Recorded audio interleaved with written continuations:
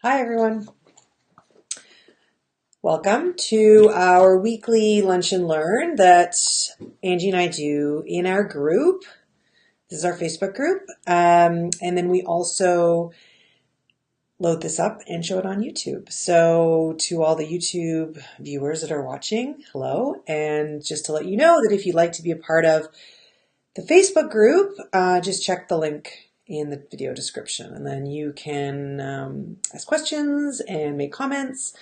And yeah, it's great. So let me just get the comments thing up. Okay, perfect. So today, because Friday is the winter solstice, we thought that it would be great to talk a little bit about what that means. So what the energy of the winter solstice means, what seasonal changes mean, especially from a Feng Shui perspective. And if there's any Feng Shui tips or things that you can do that will help you to align your energy with what's happening. So as I mentioned, the 21st is when the earth tilts furthest away from the sun. So it is the winter solstice in the northern hemisphere. So happening opposite is midsummer, and that is happening in the southern hemisphere. So what I thought we'd talk about is, first of all, understanding a little bit what it means, what winter means, and why we feel the way we do in the season. So the first thing is understanding the winter months. So in Feng Shui, we're moving from the fall, which in autumn, and each season is associated with a different element and a different type of energy. So in fall, the element is metal, which is all about contracting, pulling in, finishing things up. Obviously, the harvest, things are coming to an end. So that makes sense, right? So you visualize the metal element in terms of the 5 elements is the autumn is all about completing, contracting, and moving inward. And so that season moves into winter, which is all about moving downward. So the energy shifts to not only contracting, but also getting quite still. So we're moving from metal energy of the fall into winter, which is water energy. And water is associated with cold, dark, it's very yin, it's very quiet. In the I Ching, if you looked at what double water is, so this is thousands of years old, it's where these elements come from and how, this is how it's looked at in terms of understanding the trigrams and different aspects of Feng Shui. When you look at what it means, if you read the I Ching and you look, what does it mean when you have double water, water, water? It's actually called darkness, the abyss. Sometimes it's called chasm. It's always got these sort of dangerous sounding names that are very dark, but it has to be taken with a grain of salt. So, for instance, this darkness and abyss of this water and this winter energy, it doesn't necessarily mean danger and depression, but really it is a time when you can sort of take stock, you can explore things, and you can quiet down. And these are seasonal changes, so it makes sense, right? The energies shift, the energies change, winter has to come, winter turns into spring, it's all going to change, everything is cyclical. So the idea is often when we move into these seasons, we start to have bad or negative feelings around it. And what I wanted to sort of communicate today is how can we avoid taking these negations and negative feelings of, not everything can be positive all the time. We all want positive vibes all the time, but it's just not possible. And so things can get tough, and especially in the winter months. So when you think about this water energy, think about it, it's dark.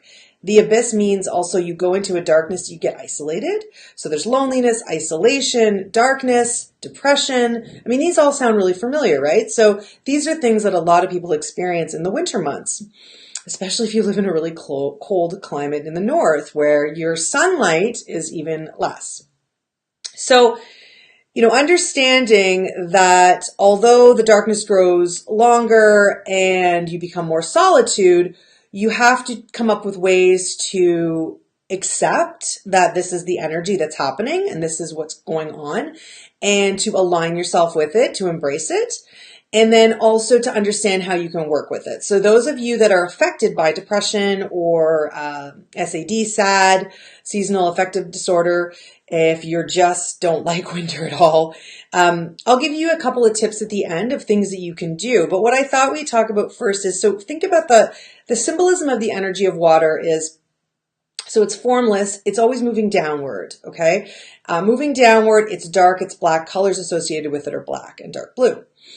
And the season that's associated with is winter. And the time is midnight, which is the darkest time. So it's all starting to make sense where the symbolism for water really does feel a lot, really wintry, and gives you that energy of sort of isolation and being alone.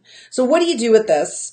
And I would say the first thing I would say is welcoming it. I mean, we're lucky. A lot of us celebrate, I live in a place where snow is beautiful and I love, the change of the season. So, for those of you on the Southern Hemisphere, I know that this marks a different time for you, and it works in the opposite way there as well. But here for us, some of us are celebrating Christmas or other midwinter festivals. And so that's a nice way to kick it off. And then sort of after that, you get into this, oh God, now what? So New Year's passes and then you're in this sort of depressive cycle.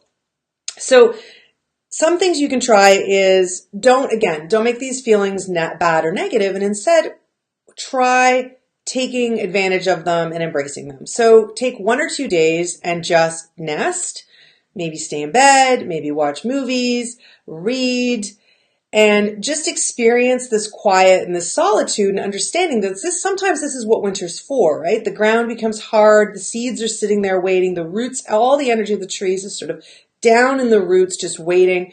And, we also need some time to just sort of sit down and regroup and just take stock. So this, in the 9 stars, this water, this type of energy is associated with planning as well. So this is a really good time for you just to enjoy and embrace the energy that's happening right now. Give yourself a couple of days to just be, have these days where you just sort of stay in bed and, maybe get comfy and et cetera, et cetera. But then you're going to have to learn to balance. So different people have different energies. So if you find that you're the kind of person that has a very watery energy, or an energy that tends to be a little bit more susceptible to SAD or to depressive feelings, cut yourself off after a couple of days of that, and then you're going to have to balance it out. So as I mentioned, water is very yin, especially this winter cold yin.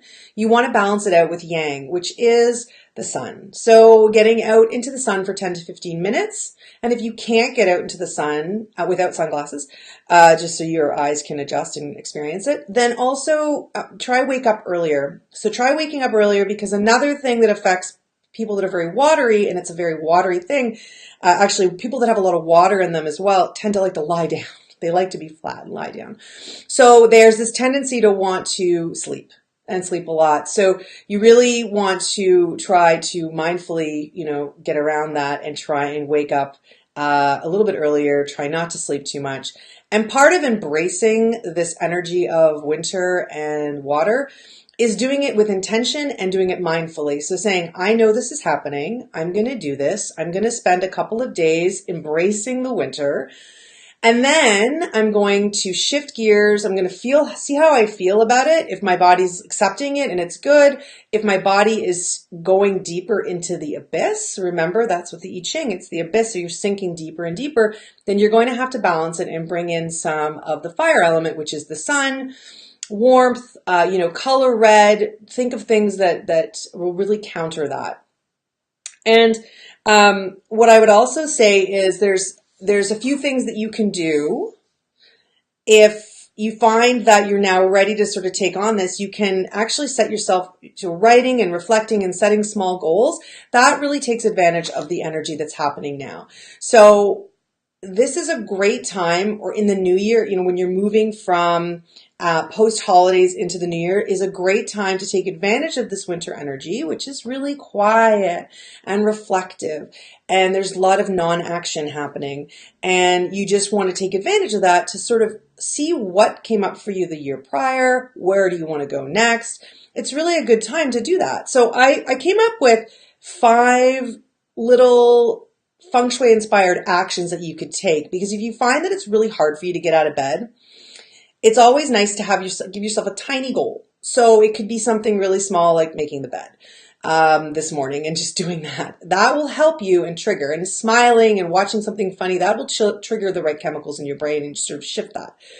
But from a Feng Shui perspective, what I thought, you could bring in, and these can also be set as little goals. So when it gets to mid-January or even right post, New Year's, and you're feeling a little bit down, I've got these 5 things. So the first thing I thought was cleaning all your mirrors in your house. And that sounds a bit weird, but windows, it's probably not worth cleaning your windows in the middle of the winter, but windows, are a nice thing as well to gain clarity and sort of vision. But mirrors are connected with the water element. So they represent the water element. So by intentionally cleaning your mirrors, do it with a sense that it's a goal, it's an action, it's something that's going to be useful for your house, and it's going to make things sparkle and shine, and it's going to reflect, and that's more light, which is yang. But also do it with the intention that you are gaining more clarity.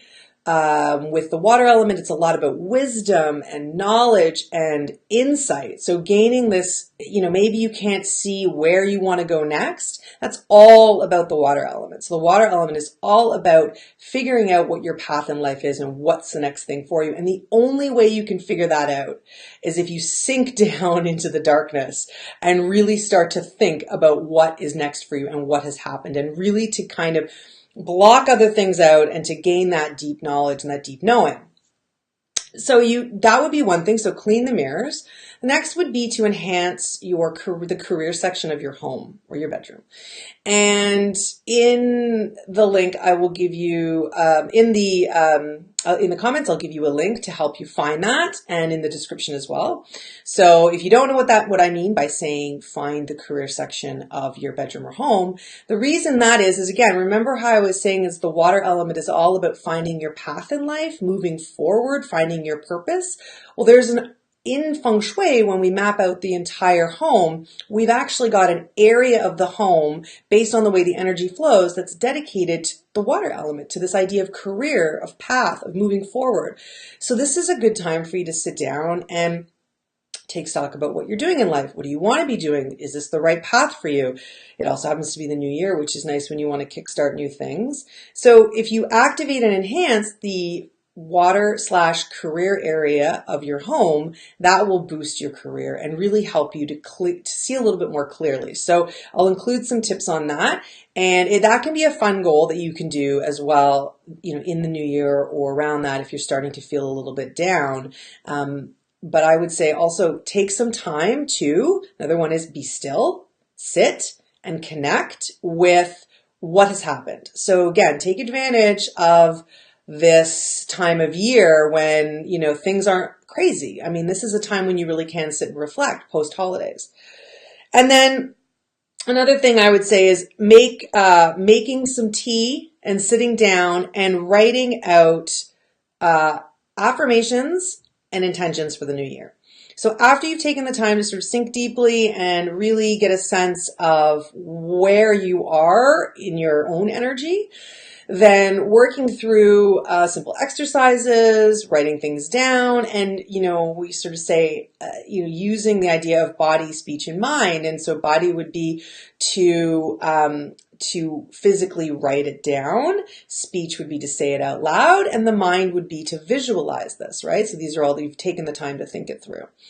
And these affirmations can be written out. And actually in the link, I will include, we've created a package, actually, a manifestation and intention setting reset package. So I'll include that too. It's a really good price. It's only $18. So that will work you through all of that sort of thinking, processing, writing when you're ready. So don't just say, oh my God, I'm gonna do that right now. I really feel like there is a sense that you need to take that time to embrace the energy of winter, come in, get inward, bring things in. reflect, sit, and then when you're ready to sort of say, yeah, I want to start planning, I want to start thinking about where I can go next, I'm setting small goals for myself, I'm cleaning my mirrors, I'm going to activate my career area, then, it's a great time for you to start to write out. And by writing out, it really makes it, it gives it that, it makes it physical, right? It's on a piece of paper. And that's really important when you're looking to manifest change in your life. It's a really important part of it. So that is what I would say in terms of moving into the winter months and the winter solstice, which is, a beautiful time of year, is don't think about how bad this is or negative this is. And a lot of us have the tendency to sort of really go down that rabbit hole and get deep into that abyss of depressing and lethargic behavior. Start to think of it as a positive thing, because in Feng Shui and in the 5 elements, everything is necessary. And this is a necessary time of year when you need this cycle to rest, to regroup, so that you can move on. Because when spring arrives, that is exploding energy, new beginnings, you want to be ready for that. You want to have reflected, you want to have had a sense that, you've taken the time to sit and think about this, you've written out, you've planned, so that you're ready. So that is this week's Lunch and Learn. I hope you guys enjoyed it. And next week, Angie will be doing it, and I don't know what it is. It'll be a surprise. So thanks, guys, and I will see you in the group. And for the YouTube viewers, be sure to join us. Okay? Thanks. Bye.